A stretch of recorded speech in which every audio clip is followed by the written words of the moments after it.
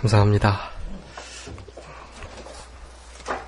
오늘 봉독한 사도행전 7장 37절부터 43절까지 말씀 중심에서 광야교회라는 제목으로 하나님 말씀 증거하겠습니다.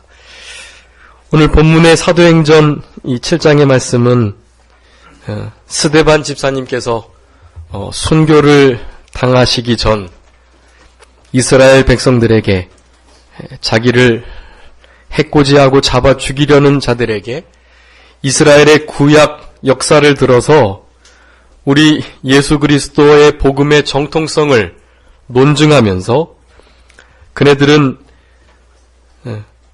마치 구약시대 이스라엘 백성들이 광야 생활하다가 그곳에서 다 엎드러지고 여호수아와 갈렙만 그렇게 가나안 땅으로 들어갔던 그러한 사건들을 통해서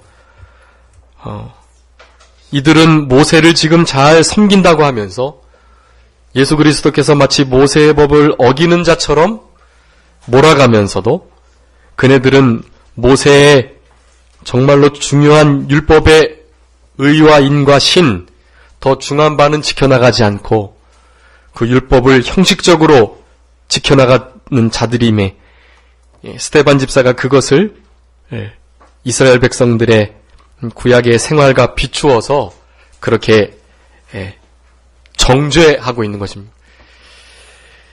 스데반 집사가 정죄를 받은 것이 아니라 사실은 구약의 그 사건을 들어서 지금 예수님을 잡아 죽이고 예수님을 믿는 그러한 참된 성도들과 제자들을 죽이려고 하는 그들을 정죄하고 있는 것입니다. 말씀에 비판을 받고 또 구약과 신약의 말씀에 이렇게 정죄가 되는 일, 이것은 모든 악인들이 결국 당하게 될 그러한 일이라는 것을 우리는 알 수 있습니다. 그러면서 오늘 본문에서는 광야교회라는 특별한 용어를 사용해서 이 현대를 살아가는 우리 교회가 또 예수님이 승천하시고 난 이후에 예루살렘 교회를 중심으로 한 처음 세워진 그 초대 교회가 마치 광야 교회와 같고 광야 교회에서 구약 이스라엘은 다 우상 숭배하고 하나님을 시험하고 간음하고 그렇게 원망하다가 망했지만 우리는 동일하게 광야 교회에 거하는 자들로서 그러한 교훈을 반면 교사 삼아서 우리 예수님으로 예표되었던 모세의 인도를 잘 받아야 할 것과 우상 숭배를 이겨나가면서 승리적으로 이 땅을 살아가야 할 것을 오늘 본문에서 우리에게 교훈하고 계십니다. 우리 영화교회도 광야교회와 같은데 이 땅에서의 삶은 광야와 같아서 이제 가나안 땅, 요단강을 건너 가나안 땅으로 들어가기 전에 그 과정 가운데 있는 교회라고 할 수가 있는 것입니다.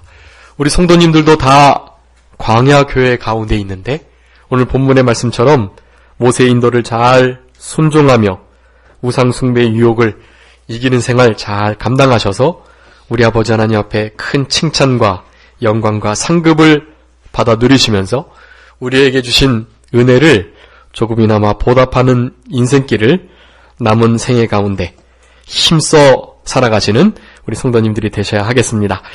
오늘 본문의 말씀 크게 두 가지로 살펴볼 수가 있겠는데요. 37절부터 38절까지는 그 광야교회의 모습이 하나님께서 원하시는 모습이 있었었는데 그런 모습으로 살아가진 못했지만 모세와 같은 선지자의 인도를 잘 받아야 했었다라는 것. 두 번째는 39절부터 43절까지 우상 숭배의 유혹들을 잘 이기면서 승리했어야 했었다. 그러한 대지로 그러한 모습이 광야교회의 참된 모습이라고 할 수가 있고 우리는 남은 때를 그렇게 살아가야 하는 것입니다. 물론 이스라엘 백성들은 그렇게 광야교회의 때를 지내지 못했죠. 여기 51절 말씀에 보면 사도행전 7장 51절에 목이 곧고 마음과 귀에 할례를 받지 못한 사람들아 너희가 항상 성령을 거스려 너희 조상과 같이 너희도 하는도다. 그렇게 말씀합니다. 고린도전서 10장에 나온 것처럼 악을 즐겨하고 우상숭배, 간음, 또 하나님을 시험하고 원망 불평하고 이러한 죄들 때문에 광야에서 다 엎드러졌는데, 하나님께서 얼마나 큰 은혜를 베풀어 주셨는데 그렇게 엎드러지고 말았다는 것을 말씀하면서 이스라엘 백성들도 그와 같다라고 말씀하고 계시는 것입니다. 아무쪼록 우리들은 이러한 죄 가운데서 힘써 벗어나는 생활, 그리고 하나님께서 원하시는 광야 교회의 생활을 잘 감당해야 되겠습니다. 첫 번째, 우리 주보에 이렇게 오늘 하는 말씀을 요약해놨는데 참조해 주시기 바랍니다. 모세와 같은 선지자의 인도를 잘 받았어야 했다라는 것입니다. 여기 37절에 보면 이스라엘 자손을 대하여 하나님이 너희 형제 가운데 나와 같은 선지자를 세우리라 하던 자가 곧 이 모세다. 그리고 38절에도 시내산에서 말하던 그 천사와 및 우리 조상들과 함께 광야 교회에 있었고 또 생명의 도를 받아 우리에게 주던 자가 바로 이 사람이다. 이 사람이다, 이 모세라. 모세를 아주 강력하게 강조하고 있어요. 스데반과 예수님을 쫓았던 그러한 기독인들, 크리스천들이 마치 모세의 율법을 반대하는 것처럼, 모세의 율법을 어기는 것처럼 몰아가고 있지만 그렇지 않고, 스데반은 죽으면서까지 이 율법을 우리에게 허락하신 이 모세가 너무나 귀한 하나님의 종이라는 것, 그 종은 너희들이 십자가에 못 박혀 잡아 죽였던 바로 그 예수 그리스도라는 것, 그것을 말씀하고 계시는 것입니다. 그 모세와 같은 선지자, 바로 우리 예수 그리스도를 의미하는데, 그 예수 그리스도를 우리는 나의 주로 모시고 예수님의 인도와 주장을 잘 받아나가는 생활, 그것이 광야 교회 생활에 하나님이 기뻐하시는 가장 첫 번째 중요한 모습이다라는 것을 말씀해주고 계시는 것입니다. 여기 나와 같은 선지자를 세우겠다, 모세가 한 말인데, 신명기 18장에 15절 말씀 보면 모세가 하나님 앞에 그렇게 말하는 거예요. 내가 나와 같은 선지자를 하나님께 세우도록 기도하는 것입니다. 만약에 나와 같은 선지자가 일어날 것인데 그 선지자는 그 선지자들의 말을, 그 선지자의 말을 잘 들어라. 그렇게 모세가 권면했던 것입니다.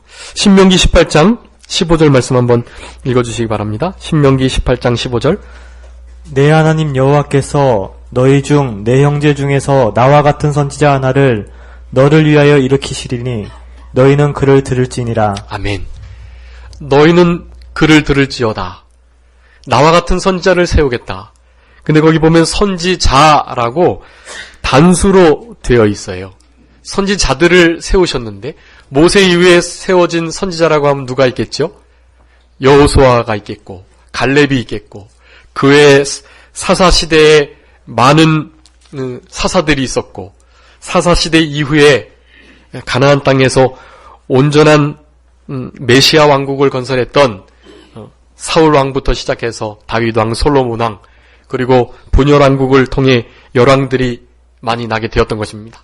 그런 이들이 여러 왕과 제사장과 선지자 역할을 잘 감당하면서 모세와 같은 선지자의 역할을 감당했던 것입니다. 근데 그런 이들을 가리키는 게 아니에요. 나와 같은 선지자라고 단수를 말한 것입니다. 보통은 나와 같은 선지자들을 세우겠다라고 했어야 할 것인데 그러지 않고 나와 같은 선지자를 세우겠다. 그 선지자는 바로 예수 그리스도를 의미하는 것입니다. 예수 그리스도를 의미했던 모세를 따르지 않았던 이스라엘 백성들, 지금 후세대들도 그렇게 지내고 있다라는 것입니다. 우리 성도님들의 삶을 돌아보셔야 합니다. 어떻게 모세를 그렇게 원망 불평하고 모세를 잡아 죽이려고도 하고 모세를 돌려치려고도 하고 어떻게 모세를 그렇게 할 수 있었을까? 그렇게 우리는 의아해할 수 있지만 우리의 삶을 돌아보면 지금도 모세와 같은 선지자, 즉 예수 그리스도를 내가 얼마나 따라가고 있는가, 그분의 인도와 주장을 얼마나 받아나가고 있는가, 그것을 생각해 볼 때 사실은 그들과 별반 차이가 없음을 알게 되는 것입니다. 그렇기 때문에 우리는 회개하셔야 돼. 이런 말씀을 들은 순간부터 이제는 예수 그리스도를 힘써 쫓아가고 따라가기를 결단하셔야 합니다.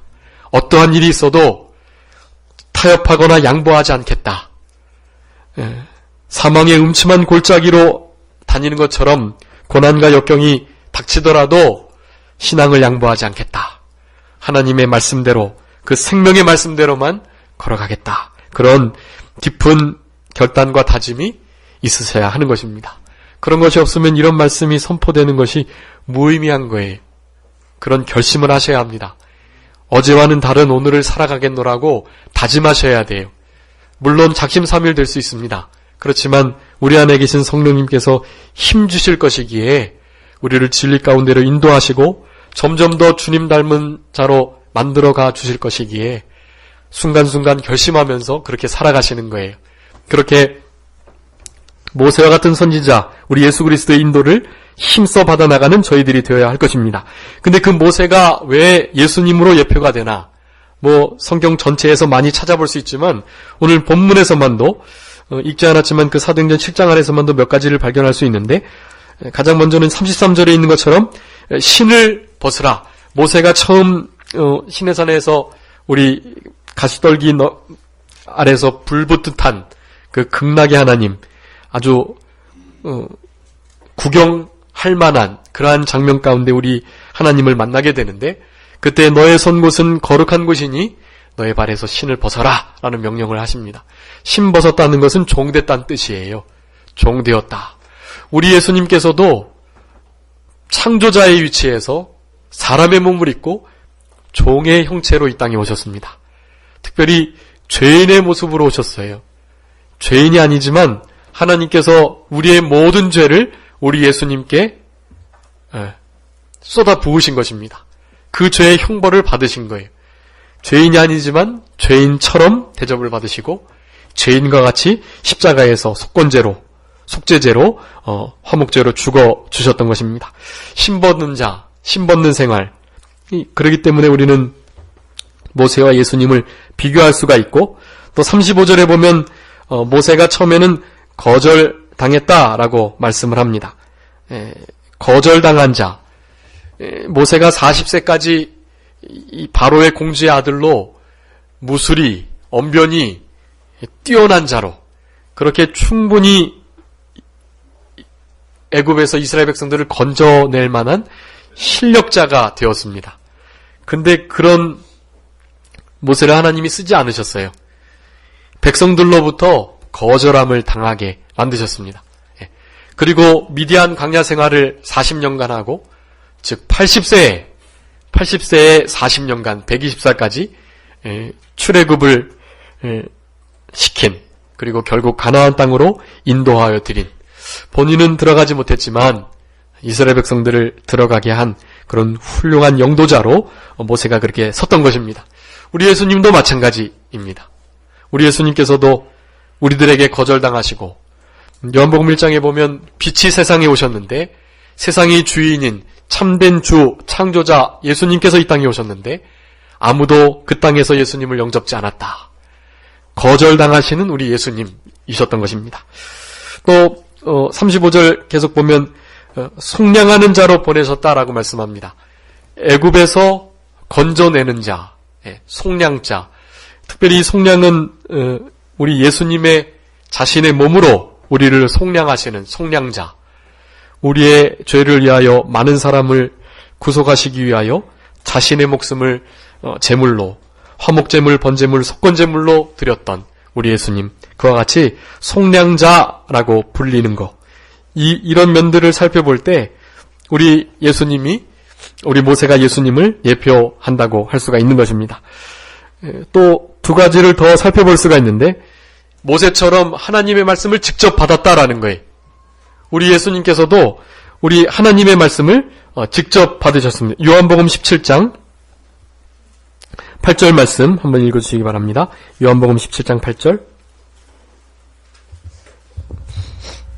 나는 아버지께서 내게 주신 말씀들을 저희에게 주었사오며 저희는 이것을 받고 내가 아버지께로부터 나온 줄을 참으로 아오며. 아멘. 예수님께서 주신 말씀, 그 말씀을 나는 받아서 이들에게 전했다. 그렇게 말씀하는 것입니다. 요한복음 1장 17절에는 율법은 모세로부터, 진리와 은혜는 예수 그리스도께로부터 왔다고 말씀하셨던 것입니다. 우리 예수님께서 직접 하나님의 말씀을 받으셔서 하나님께서 말씀하라는 대로 행하라는 대로 순종하셨던 것처럼 모세도 처음 이 구약의 말씀을, 모세 오경의 말씀을 시내산에서 우리 하나님께로부터 직접 받았던 것입니다. 십계명을 받고 그리고 그 외에 모세 오경의 말씀을 친히 기록하도록 그렇게 직접 하나님의 말씀을 받았던 자인 것입니다. 그런 이들의 말씀도 듣지 않으니 예수님의 말씀도 들을 수가 없고, 예수님의 말씀을 듣지 않으니 스데반과 같은 훌륭한 집사를 죽이려고 하는 그러한 일이 있었던 것, 전혀 하나님께서 원하시는 광야 교회의 모습으로 살아가지 않았던 것입니다. 그네들은 좋은 솔로몬 성전이 있었고, 이때는 이제 솔로몬 성전이 회파되고 헤롯 성전이 있었을 때지만, 그런 성전들을 중심으로 외식하는 신앙을 가지고 그네들은 살아갔던 것입니다. 그러면서도 모세를 잘 섬기는 척 했던 것, 우리 안에도 이런 외식이 또 표리부동함이 있을 수 있다는 것을 알아야 하는 것입니다. 그리고 세 번째, 모세와 같은 선지자가 바로 예수님이신 증거는 백성을 위해서 목숨을 걸고 중보하는 자였다라는 것입니다. 우리 모세가 몇 번이고 하나님 앞에 당장이고 이스라엘 백성들을 하나도 남김 없이 진멸하라고 하실 때가 있었어요. 그럴 때마다 차라리 내 목숨을 거두어 가십시오라는 기도를 드렸던 것입니다. 그럴 때마다 무릎 꿇고 이들의 죄를 한 번만 용서해달라고 그렇게 목숨을 건 기도를 드렸던 것입니다. 우리 예수님도 그러시죠. 우리 예수님은 당신의 목숨을 친히 화목제물로 내어놓으시고 3일 만에 부활하셨다가 승천하셔서 지금 하나님 보좌 우편에서 우리를 위하여 성령님과 함께 간구하고 계십니다. 그렇기 때문에 모세와 우리 예수님은 비슷한, 모세가 예수님을 예표하는 자로 설 수가 있다라는 것입니다. 그렇게 모세와 같은 선지자이신 우리 예수 그리스도, 그 예수 그리스도의 인도를 잘 받는 우리들이 되어야 하는 것입니다. 이번에 보면 우리 예수 그리스도의 말씀을 잘 듣고 인도를 잘 따라 살아가야 되는데, 그러니까 신명기 18장 15절 말씀 읽었는데, 거기에 나와 같은 선지자가 일어날 것인데, 세워질 것인데, 너는 그의 말을 잘 들으라, 그렇게 말씀했습니다. 잘 듣고, 우리 예수님께서 이 땅에 오셔가지고 세례받을 때에도, 변화산에서도 우리 예수님, 하나님께서 직접 증거해 주셨어요. 이는 내 사랑하는 아들인데 나의 기뻐하는 자로서 너희는 그의 말을 잘 들으라, 그렇게 말씀했던 것입니다. 이 잘 듣는다라는 것이 참 중요한데요. 성경에서는 이 듣다라는 것을 청종이라고 표현합니다. 청종, 잘 귀 기울여 듣고 정말로 잘 들었다면 그것이 들은 것으로만 끝나는 것이 아니라 행함이 나온다는 거예요. 잘 들은 자와 그렇지 않은 자의 차이는 행하느냐 행하지 않느냐에 있습니다. 그래서 청종한다라는 것은 잘 기울여 듣고 그 귀 기울여 들은 말씀을 생명 삼고 그 말씀을 순종하는 자다라는 것입니다. 광야 교회였던 백성들도, 그들의 후손이었던 이스라엘 유다 백성들도 사실은 그렇게 하나님 말씀을 청종하지 않는 때에 있었습니다. 하나님 말씀을 정말 청종하는 자들이었다면 모세의 말도 글도 온전히 믿고 형식적이 아닌 진실로 믿고 순종했을 것이고, 그 모세가 예표했던 예수 그리스도를 배척할 수가 없죠. 당연히 예수 그리스도를 잘 믿었을 것인데 그러지 못한 모습, 우리는 모세와 같은 선지자인 우리 예수 그리스도의 말씀을 잘 듣는, 즉 청종하는 우리들이 되어야 할 것입니다. 그리고 38절에 보면 시내산에서 말하던 그 천사, 또 우리 조상들과 함께 광야 교회에 있었다라고 말씀하면서 우리 그 광야 교회에 함께 있었던 그 모세가 생명의 돌을 받아서 우리에게 주었다라고 말씀합니다. 여기 생명의 돌은 율법, 구약의 율법을 가리키는데 이 율법은 우리들이 복음과 진리에 비교할 때는 생명의 도라고 볼 수가 없습니다. 왜냐하면 다분히 형식적이고 그 안에 내포되어 있는 하나님의 선한 뜻, 그래서 신령하고 거룩하고 참된 그러한 의롭고 선한 말씀이긴 하지만 그 말씀을 지켜내서 그렇게 의인이 될 자가 아무도 없기에 그 율법은 도리어 우리를 죄인 만드는 것입니다. 죄를 깨닫게 하려고 주신 것이지 그 율법의 말씀을 순종해서 구원에 이르라고 주신 것이 아니라는 거예요. 그런 면에서 볼 때 율법은 생명의 도가 아닌 것입니다. 그렇지만 그 생명의 도가 되는 말씀, 그 율법의 말씀을 온전히 지킨 자, 우리 예수 그리스도를 믿고 그 예수 그리스도를 믿는 믿음으로 말미암아 율법의 온전한 의가 우리에게 입혀질 때, 그럴 때 우리는 영생을 얻게 되는 것입니다. 우리는 율법 지켜나갈 수 없지만 온전히 율법을 지키신 그 예수님을 믿을 때 그 믿음으로 말미암는 의가 우리에게 입혀지는 것입니다. 칭의라고 하고 그 칭의가 있어야만 천국에 갈 수 있는 영생을 얻을 수가 있다는 것입니다. 그러니까 그런 면에서 볼 때는 이 율법 또한 생명의 도, 생명의 말씀이라고 할 수가 있는 것입니다. 신명기 32장 46절 47절 한번 읽어주시기 바랍니다. 신명기 32장 46, 47. 그들에게 이르되 내가 오늘날 너희에게 증거한 모든 말을 너희 마음에 두고 너희 자녀에게 명하여 이 율법의 모든 말씀을 지켜 행하게 하라. 이는 너희에게 허사가 아니라 너희의 생명이니 이 일로 인하여 너희가 요단을 건너 얻을 땅에서 너희의 날이 장구하리라. 아멘. 여기 보면 모든 율법의 말씀, 창세기, 출애굽기, 레위기, 민수기, 신명기, 이건 모세 오경이라고 하는데 오늘 본문 신명기 32장의 말씀은 모세가 이제 유언과 같이 이스라엘 백성들을 축복하고 그들을 위하여 권면하는 말씀인 것입니다. 거기에 그렇게 분명히 말씀하고 있어요. 이 율법의 모든 말씀을 지켜서 행해라. 가나안 땅에 들어가거든 그 율법의 말씀을 반드시 지켜 행하도록 해라. 라고 명령하면서 그 말씀이 너희의 무엇이 된다고요? 생명이니 라고 말합니다. 그 율법의 말씀을 지켜나가는 그것이 우리에게 생명이 된다라는 것입니다. 율법도 생명의 도라는 뜻이에요. 우리가 지키지 못해서 문제가 되는 것이지.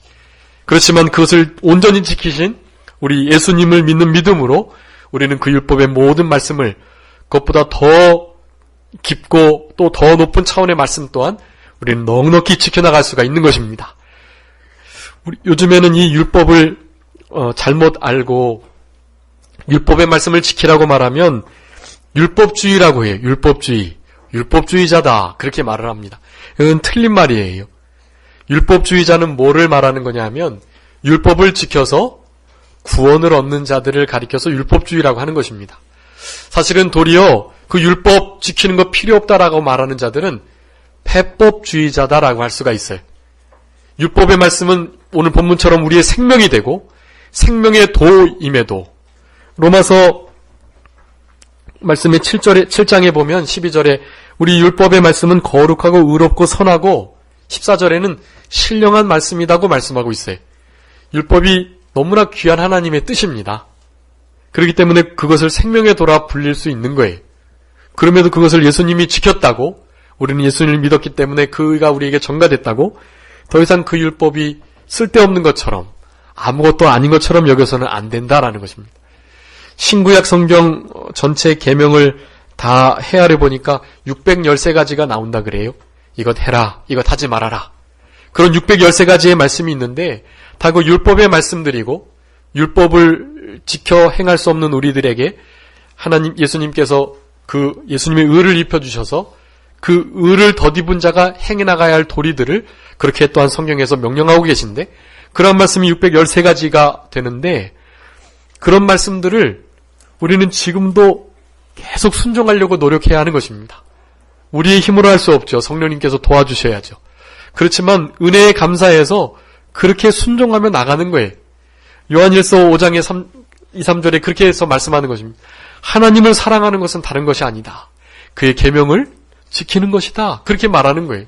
보이지 않는 하나님께서 우리에게 주신 은혜, 그 우리가 무엇으로 보답하겠어요?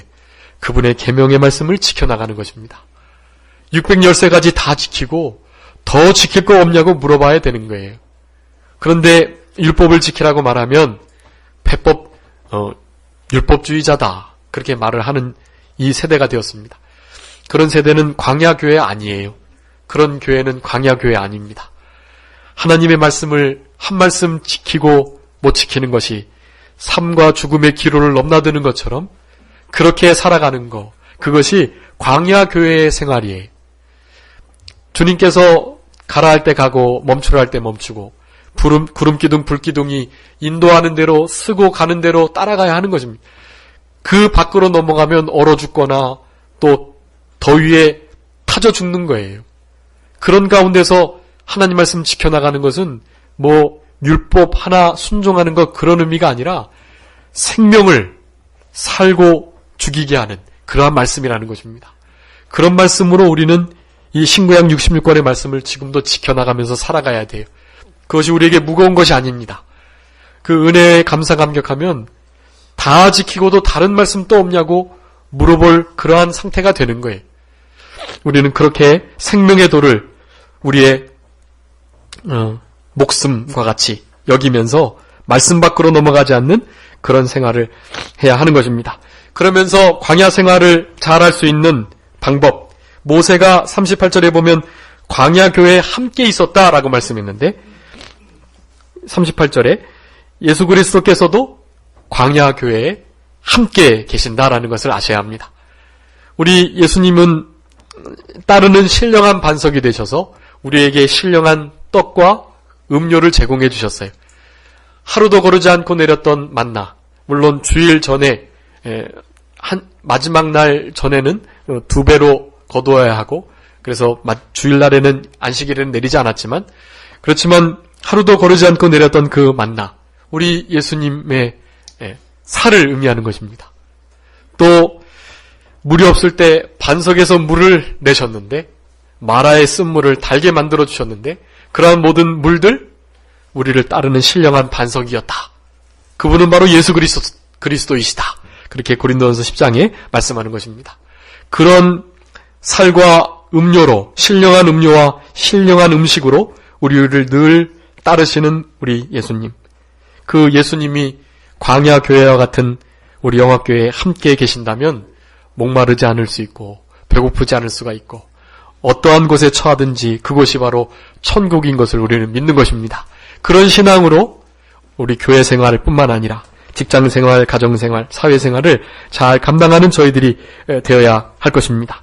우리 내 옆에 계신 현존하시는 하나님, 그 하나님을 의식하고 인식하고 살아가는 것, 그것이 참된 영성이고 그게 진짜 통찰력이라는 것을 우리는 알아야 합니다.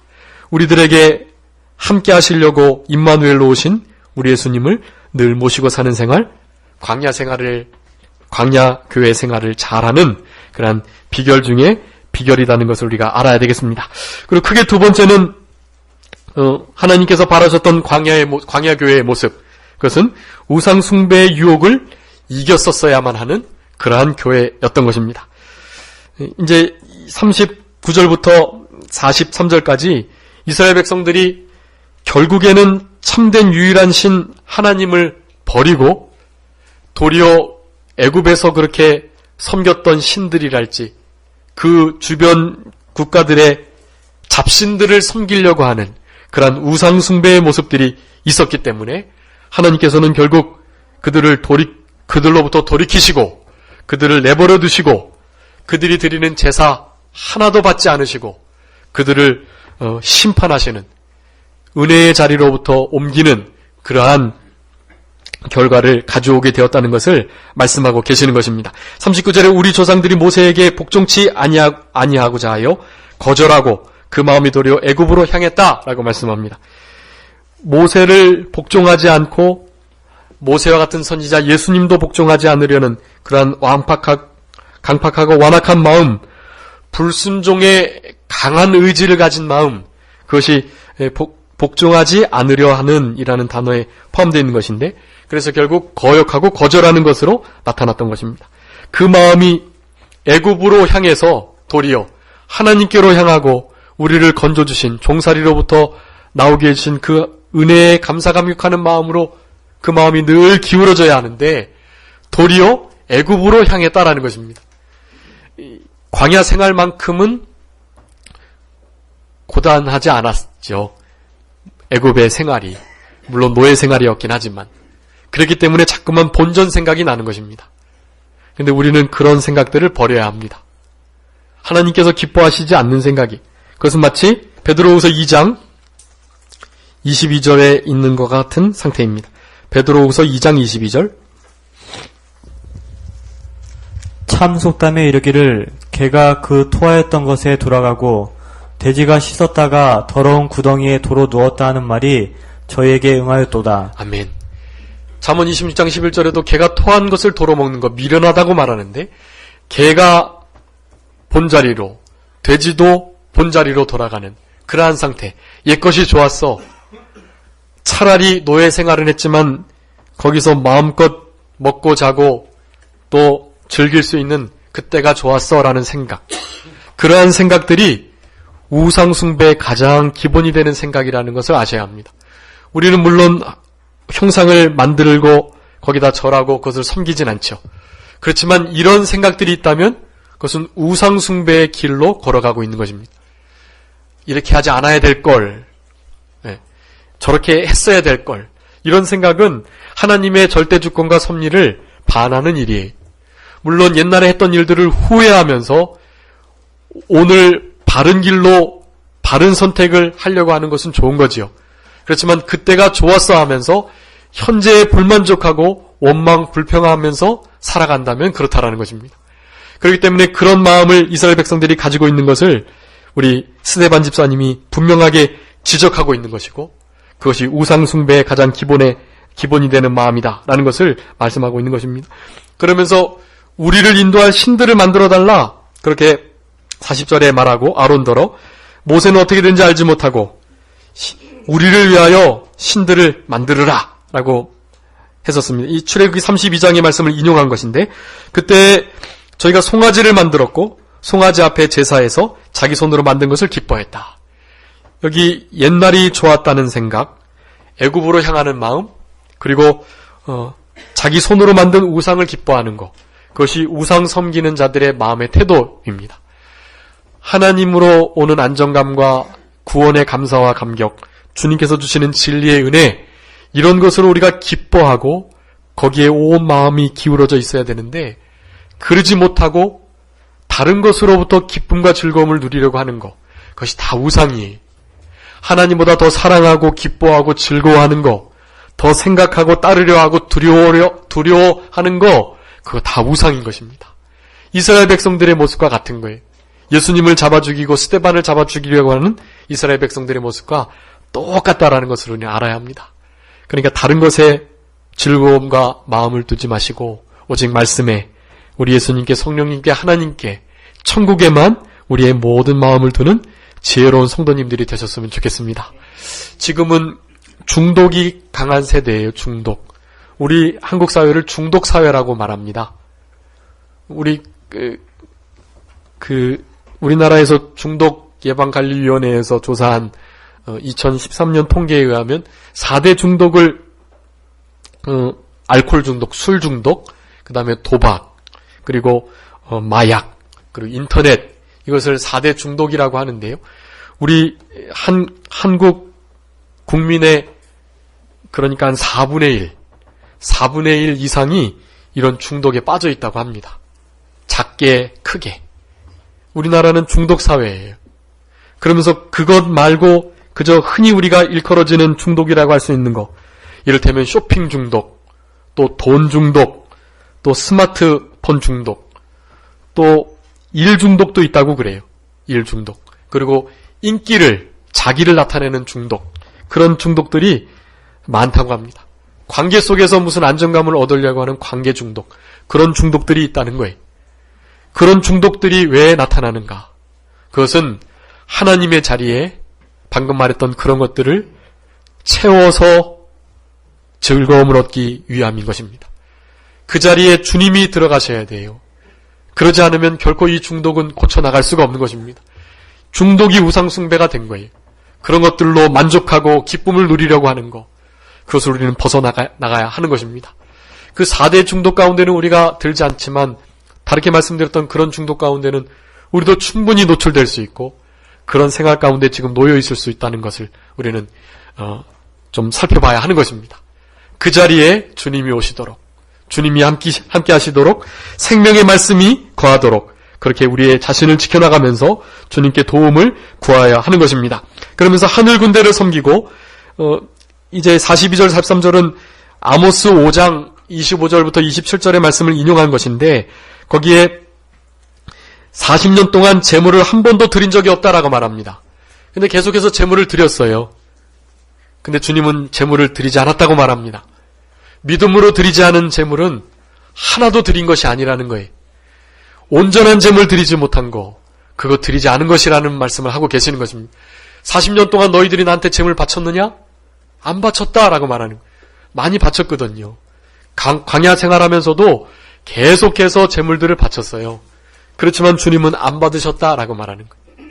그러면서 몰록의 장막 신 레판의 별을 받들어 너희들이 섬겼다. 섬기고 그들에게 절했다. 내가 너희들을 바벨론 밖으로 옮기겠다. 아모스는 그 북쪽 이스라엘 나라 선지자였기 때문에 그때 말씀했던 것은 아수르 나라에게 멸망받을 것을 말하는 것이었고 이것은 유대 나라를 향한 말씀이기 때문에 그것을 스데반 집사가 바꿔서 바벨론이다라고 말을 하면서 증거했던 것입니다. 유다 나라가 바벨론에게 망해서 그렇게 형편없는 대우를 받았다가 70년 만에 돌아왔거든요. 그렇지만 지금 또 그런 죄들을 동일하게 범하기 때문에 로마의 압제에 있는 것입니다. 근데 그것을 모르고 참된 모세와 같은 선지자 바로 예수님이 오셨음에도 그들을 십자가에 못 박혀 죽었고 광야 교회의 본을 따르지 못하는 그러한 이스라엘 백성들의 모습을 우리 스데반 집사님이 지적하고 계시는 것입니다. 그러면서 마지막에 보면 우리 하나님께서 42절에 돌이키시고 또 43절에 내어버려 두시고 42절에 그들의 제사를 전혀 받지 않으시고 43절 마지막에 그들을 심판하시겠다는 말씀을 하시는 것입니다.